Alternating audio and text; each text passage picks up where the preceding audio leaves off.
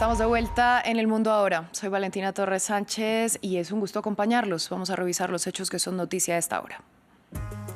Activistas de la flotilla Global Summit afirman que la Armada israelí empezó a interceptar sus embarcaciones cuando se aproximan a la Franja de Gaza, pero aún en aguas internacionales.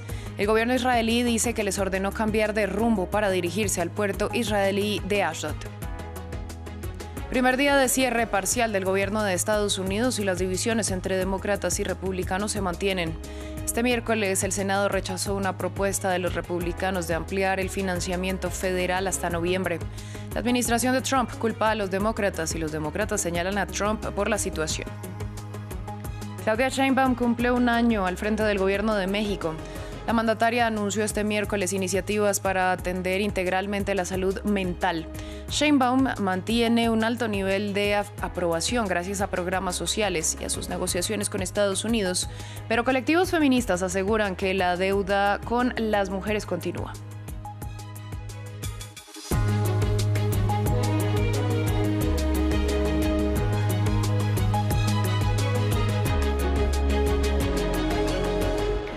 Empezamos con la situación de la flotilla Summit. Los activistas afirman que la Armada israelí empezó a interceptar sus embarcaciones mientras se dirigen hacia la Franja de Gaza, pero navegando en aguas internacionales. Al menos un barco, el Alma, fue el primero en ser interceptado, mientras la flotilla detectó la presencia de unos 20 buques no identificados. El Ministerio de Exteriores de Israel afirma que entró en contacto con los tripulantes y les ordenó desviar su rumbo hacia el puerto israelí de Ashdod. Esto mientras que en terreno Israel lanzó lo que llamó una última advertencia a los residentes de Ciudad de Gaza para que abandonen esa zona urbana, diciendo que quienes permanezcan allí serán considerados terroristas o aliados del terrorismo, mientras el ejército intensifica su ofensiva. En las últimas horas, al menos 46 personas perdieron la vida en medio de los ataques israelíes, mientras que la Cruz Roja anunció que suspende sus actividades en esa zona debido al recrudecimiento de la violencia. Ramiro Cuellar Verena nos amplía.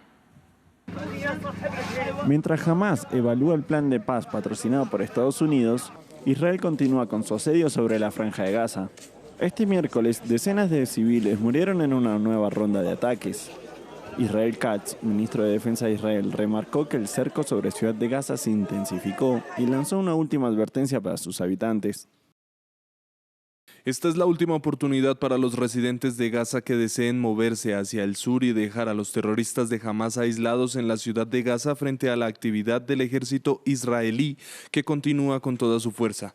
Aquellos que permanezcan en Gaza serán considerados terroristas o simpatizantes del terrorismo. Con el ejército israelí avanzando en sus operaciones en Ciudad de Gaza, muchos civiles continúan su desplazamiento hacia la zona costera del centro del enclave, viviendo en tiendas de campaña y viendo el humo emerger a lo lejos. No quería irme del norte, pero tuve que hacerlo porque ayer continuaban los bombardeos con artillería, aviones y cuadricópteros. Mi familia sigue en el norte y mi padre me envió al sur para dejar a mi tío y no regresar. ¿Qué podemos decir? Estamos cansados, nuestras vidas son trágicas y la situación es catastrófica. La situación humanitaria sigue su rumbo delicado, con el éxito de la flotilla aún incierto y con la interrupción de las operaciones de la Cruz Roja en Ciudad de Gaza por tiempo indeterminado debido a la escalada de las hostilidades en la zona. Cambiamos de tema, vamos a Estados Unidos, que vive su primer día de cierre parcial del gobierno. Esto luego de que en la noche del martes se hundieran en el Congreso dos propuestas que buscaban mantener la operatividad de todas las agencias federales, al menos hasta noviembre. Hoy se hundió otra iniciativa presentada por los republicanos. Justamente, republicanos y demócratas se culpan mutuamente de la situación. La principal materia de discordia son los fondos que piden los demócratas para programas sociales como Medicaid, pero según los republicanos lo que quieren es darle presupuesto a los migrantes irregulares para que acudan a programas de salud. Los demócratas quieren jugar juegos políticos con las vidas y los medios de subsistencia de los estadounidenses. La simple verdad es que los demócratas en el Congreso han arrastrado a nuestro país a otro cierre imprudente para satisfacer a su base de extrema izquierda. Esa es la verdad. Que el gobierno permanezca abierto o vuelva a abrir depende totalmente de ellos. Vamos a Copenhague, la capital danesa, donde los jefes de gobierno y Estado de la Unión Europea asisten a una cumbre informal que tiene como tema central temas de enfrentar lo que han calificado de guerra híbrida de Rusia. Los líderes discuten un posible préstamo a Ucrania que utilizaría activos rusos congelados. Además, la discusión también se centra en ese sistema de defensa aérea llamado muro antidrones, que serviría para enfrentar las violaciones del espacio aéreo europeo por drones atribuidas a Rusia por la mayoría de los gobiernos. Espero que todos reconozcan que existe una guerra híbrida. Un día es en Polonia, otro en Dinamarca y la semana que viene probablemente en otro lugar donde veremos sabotajes o drones volando. Hay muchos tipos de episodios, así que lo veo desde una perspectiva europea. Solo hay un país dispuesto a amenazarnos y es Rusia. Y por lo tanto necesitamos una respuesta muy contundente. Francia investiga a un petrolero vinculado a Rusia y sancionado por la Unión Europea por delitos graves, según declaró el presidente francés Emmanuel Macron, sin llegar a confirmar las informaciones sobre una posible conexión con los misteriosos vuelos de drones en Dinamarca. El buque, con bandera de Benín, se encuentra anclado frente a la costa atlántica francesa. La Fiscalía anunció que 2 tripulantes fueron puestos en custodia.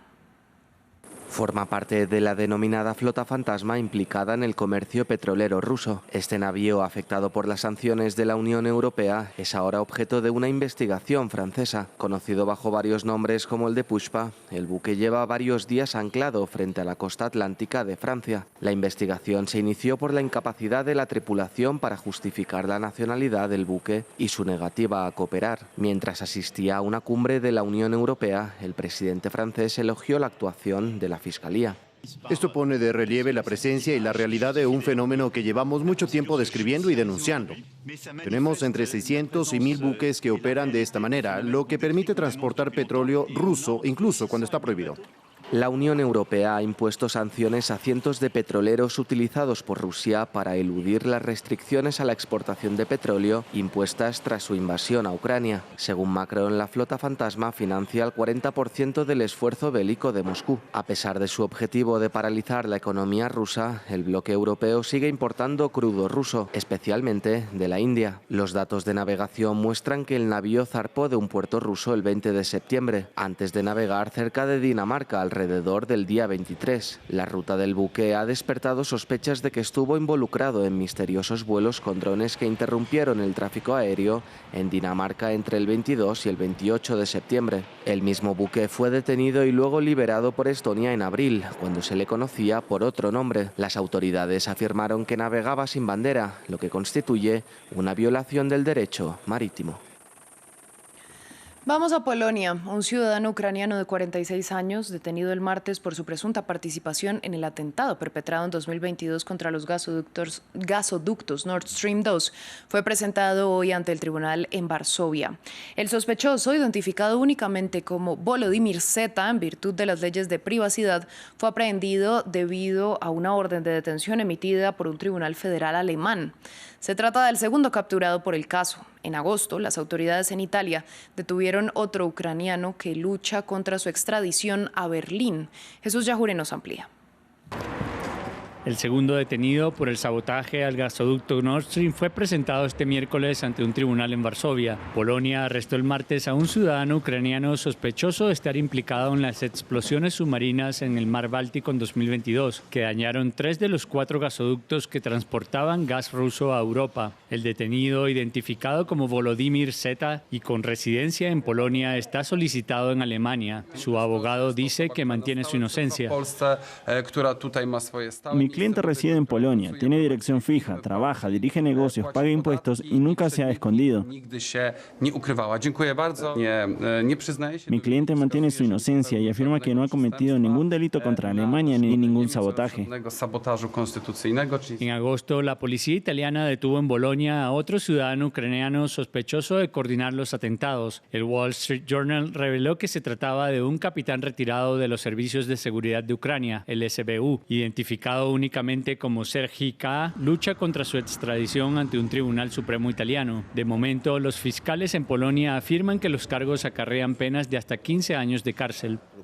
Este hombre de 46 años es propietario de una empresa unipersonal en el sector de la construcción en el distrito de Pruszków. Tiene residencia permanente en Polonia, donde también vive su familia. Según la legislación alemana, este acto se castiga con hasta 15 años de prisión.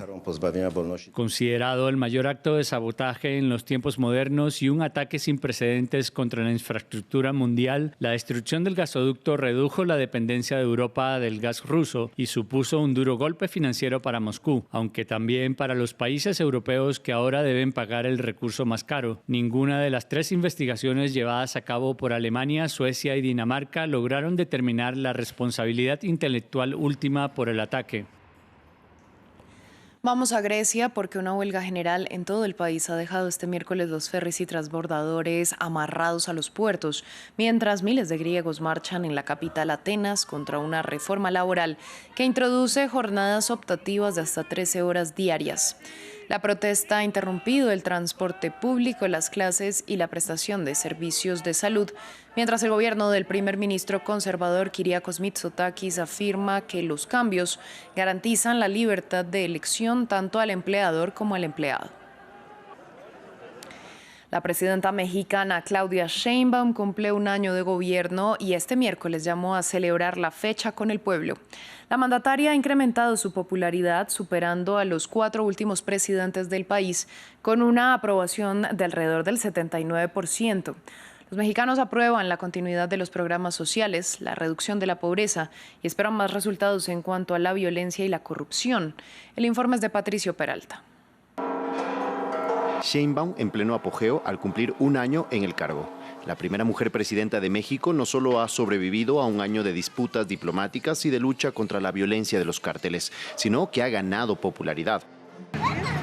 Con un índice del 79% a finales de agosto, según la encuesta ENCOL, frente al 70% que tenía cuando asumió el cargo, superando a los últimos 4 presidentes que han gobernado el país. Uno de los motivos o de las características que ha tenido, por la cual muchos gobernantes de otros países la consideran la mejor presidenta del mundo en este momento, o sea, no solo los mexicanos, sino ha sido precisamente por la forma en la que ha sabido manejar no tan solo la política norteamericana, sino al propio Trump. Ese fue uno de los puntos cruciales en su agenda este año a nivel internacional, el manejo de un impredecible Donald Trump y su guerra arancelaria, además de las cargas de Washington contra migrantes mexicanos y sus cambiantes demandas en la lucha contra los cárteles mexicanos. Sheinbaum mantiene diálogos para evitar más tarifas, pero ha dejado claro que no permitirá una subordinación desde Estados Unidos. A nivel nacional, la mandataria celebró que en el sexenio de 2018 a 2024, más de 13 millones de mexicanos salieron de la pobreza. Según los encuestados, el apoyo a Sheinbaum se sostiene por la continuidad y ampliación de ciertos programas sociales iniciados por su antecesor, Andrés Manuel López Obrador. Ha habido grandes cambios ejemplares. Te puedo decir uno solamente, el más importante para nosotros los adultos mayores, es el apoyo que nos ha brindado sin diferencia. Según la encuesta, la seguridad y la corrupción son algunos retos que aún debe enfrentar, mientras que el número de desaparecidos aumentó un 12% a mayo de este año, según el informe del Instituto Mexicano de Derechos Humanos y Democracia. La etóloga británica Jane Goodall, considerada la mayor experta mundial en chimpancés, falleció a los 91 años en California por causas naturales, confirmó este miércoles el Instituto Jane Goodall en un comunicado en redes sociales. Nacida el 3 de abril de 1934 en Londres, fue pionera en el estudio de los chimpancés en estado salvaje, de los que descubrió pautas de conducta y habilidades desconocidas en sus investigaciones, a las que dedicó más de 60 años de su vida.